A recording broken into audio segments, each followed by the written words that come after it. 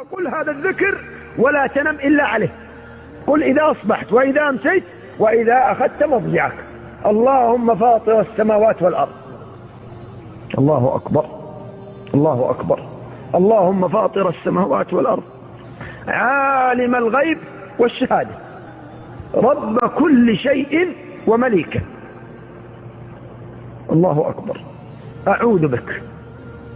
أعوذ بك من شر نفسي ومن شر الشيطان الرجيم وشركه وشركه،